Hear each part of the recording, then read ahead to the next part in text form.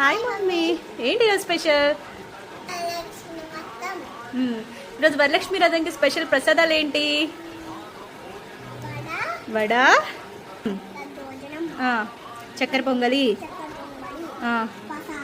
ప్రసాదం. ఏం ప్రసాదం అది? రవ్వ కేసరి, గుగ్గిళ్ళు, ఇంకా పూర్ణాలు. ఇది పెరుగు వడ. పట్టుకో.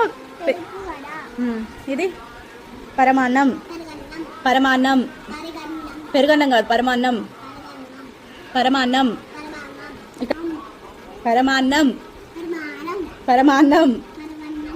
పరవన్నం.